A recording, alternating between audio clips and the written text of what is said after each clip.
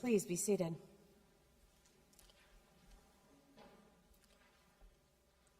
So as many of you know, and it's because I can't stop talking about them, I have two little kids.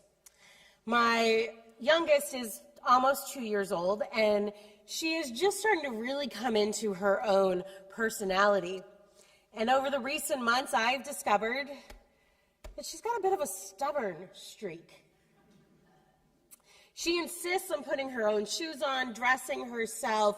When we put her in the car seat, she wants to help with buckling all the time.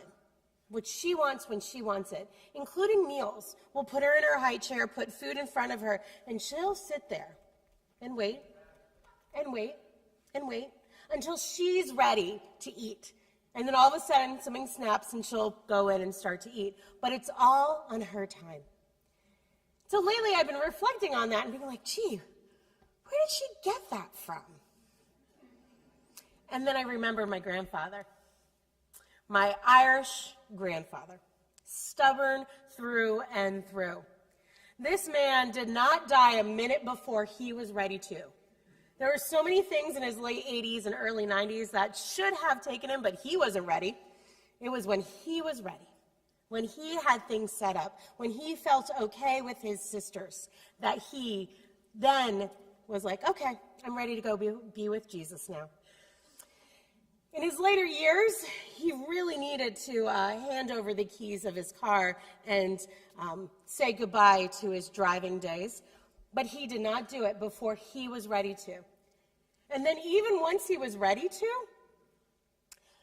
he found a way to get around town, to get to the grocery store every day, to go to the diner to have breakfast every morning with his mates. He took his ride-on lawnmower.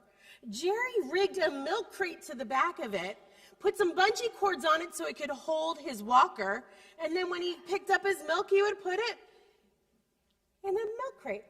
That's what milk crates are for. So every day, he was still driving around town, even though he gave up his car. Stubborn old man that I love through and through. And yes, clearly the stubbornness has skipped a couple of generations, but it has hit my daughter full force. I have to wonder. The stubbornness has a bit of this negative connotation sometimes, but to me, is there really a difference between stubbornness and persistence and perseverance? Is there? I don't know. Throughout all of our readings today, there is this common theme of having persistence, to not give up, to not lose heart, to push through the rough times. Jacob fighting the mystery man or mystery thing through the night, an all-night out wrestling match. Talk about stubbornness.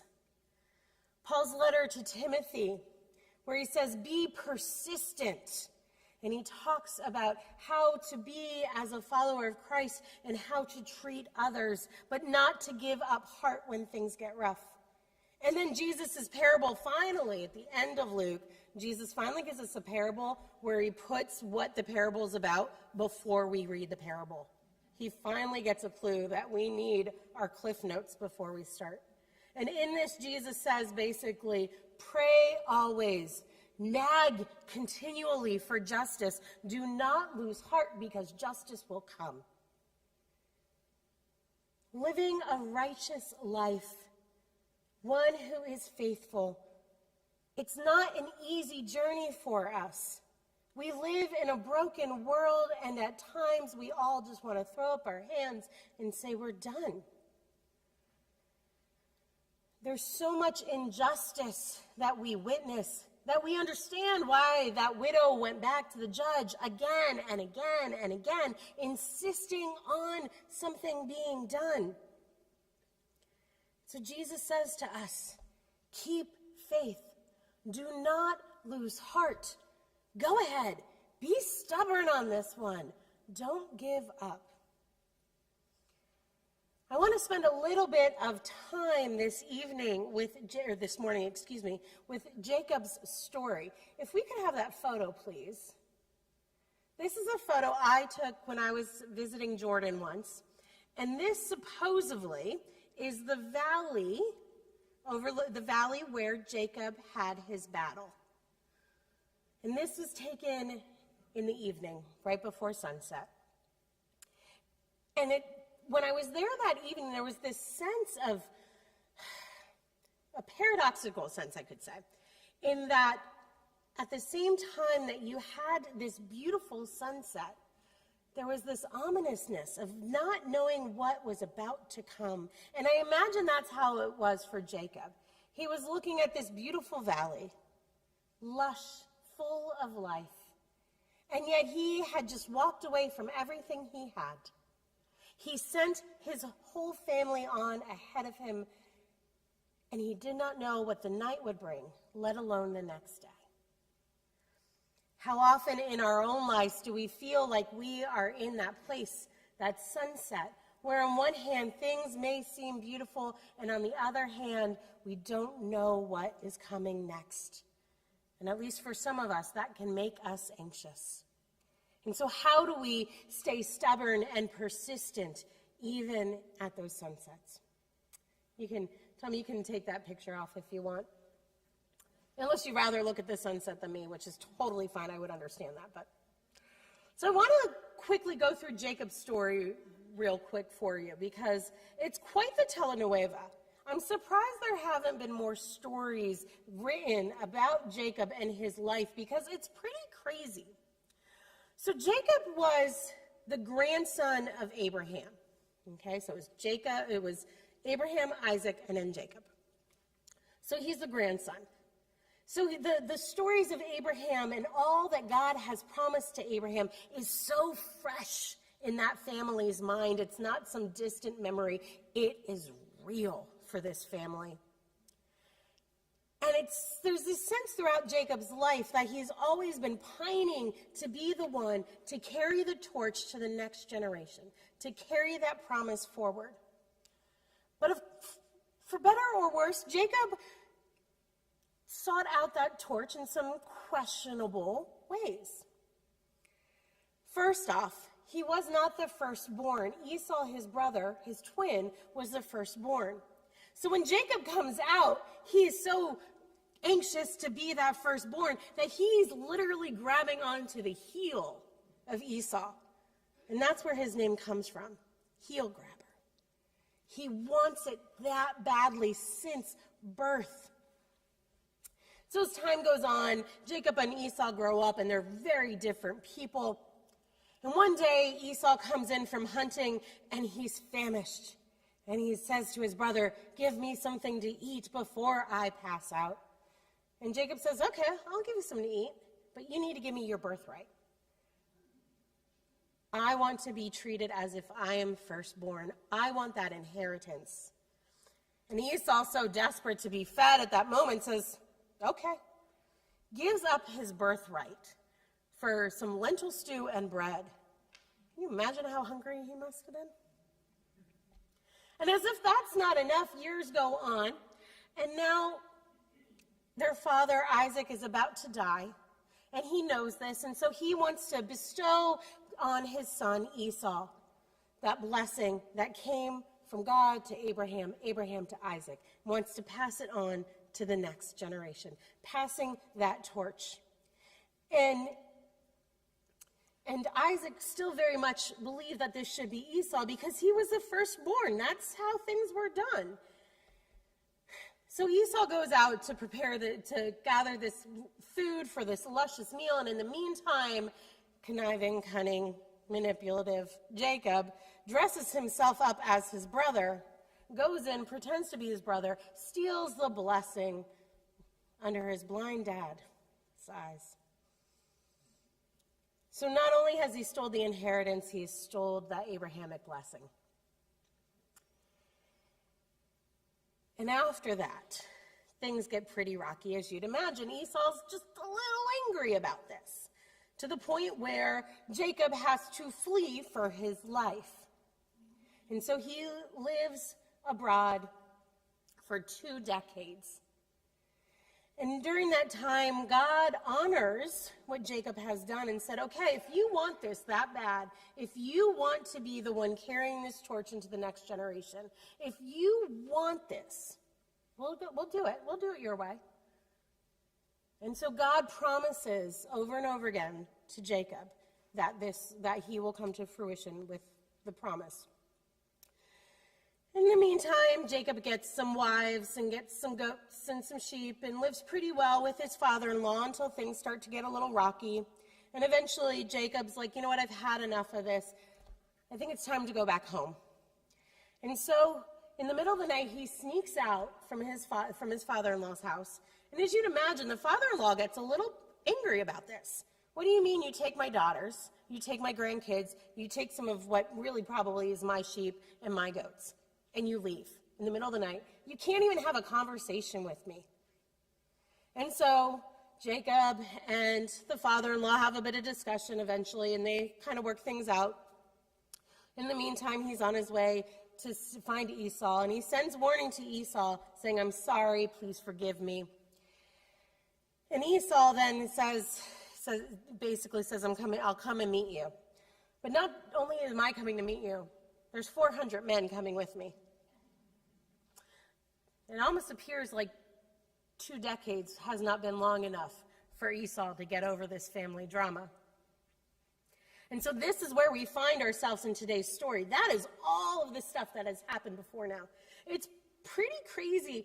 And if you haven't read it lately, I recommend going back this afternoon and rereading all of the portions of Jacob's life in Genesis. Because, I mean, it's pretty good drama. It really is. And I love drama when it's somebody else's. So if you're like me, you'll enjoy it. But this is where Jacob is. See, evening is falling. He doesn't know what Esau's going to do. He doesn't know how his family will fare. He knows that God has talked to him over and over again saying, I will give you this blessing. But he's still uncertain. And so when he begins to wrestle this being, he probably isn't sure if it's Esau or somebody else, right? And so even when he asks for the blessing, I think he might be thinking he's asking Esau for the blessing, because he's looking for this resolution to their relationship. But in fact, Jacob is wrestling God here. And what's beautiful about that is when you think about wrestling, you have to get pretty up and close and personal with the other person, don't you? You have to hug them. You have to embrace them. You're going to know if they brush their teeth in the morning. You're going to know if they took a shower yesterday or not, right? You're getting really close. And so Jacob's stubbornness allowed him to wrestle with God long enough until he could really identify God as God. So his stubbornness at times probably got him into trouble, and yet God ended up using his stubbornness for good and allowed that Abrahamic inheritance, that blessing, to continue from one generation to the next,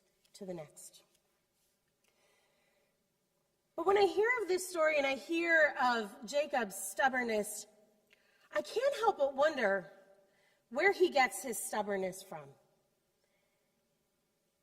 And I think he gets it from God. Jacob did some pretty shady things. I would maybe question if Jacob was a bit of a narcissist. And yet here, God is not giving up on Jacob. God is saying, you have made some poor choices. You have done some awful things to family members, and yet I'm not going to give up on you. So going back to my stubborn daughter, she's getting to the point where, like I said, she wants to put her shoes on, which is fine and cute when she's playing. But when it's 8:55 and I really wanted to be at church at 9 a.m. and I still have to drop her off at the daycare, it's not so cute anymore.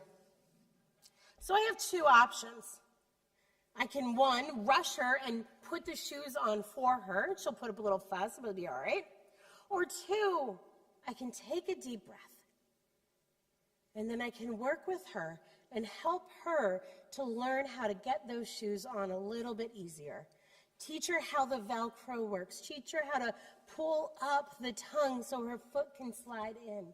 I can work with her and wait until she figures it out for herself. I can allow my stubbornness to match her stubbornness until together the end goal is achieved. And I wonder if we're kind of like that with God. If God is watching us and thinking about how God would love to come in and intervene momentarily, fix all of the craziness, all of the brokenness, all of the injustice in this world, and say, boom, we're done, and make it right so we can all live in the shalom that we all desire. But instead, God is saying, you know what? No, I'm going to watch you learn how to tie your own shoes. I'm going to sit there, and I'm going to help you step by step until you can get it yourself. Until we truly become part of what leads to justice, what leads to love, what leads to that shalom that God promises us. Thank God that God has more stubbornness than we do. Because that's the only way we're going to get where we all want to be. I want to conclude with a little parable that I want to let you wrestle with. I'm not going to give the answers away to this one as well as Jesus did, but I think it helps pull this all together. It's the last time I promise I'm going to quote from this book anytime soon. If you haven't read it yet, though, I really recommend it. It's Richard Rohr's Tears of Things. And at the very end, he concludes with this parable, and I did a little research. The parable originally was from a Sufi mystic in the 700s, and then Teresa of Avila picked it up about 1,000 years later, and now Richard Rohr is repopularizing it one more time. Is repopularizing a word? Okay, it is now. An angel was walking down the streets of the world, carrying a torch in one hand and a pail of water in the other. The woman asked the angel, "What are you doing with the torch and the pail?" The angel said, "With the torch I am burning down the mansions of heaven. With the pail I am putting out the fires of hell. This is the only way we will ever know who really loves God." The original Sufi writing is a little closer to this. The answer that the angel gives is, "With these things I am going to set fire to heaven and put out the flames of hell, so that people will not worship God for want of heaven or fear of hell, but simply out of love."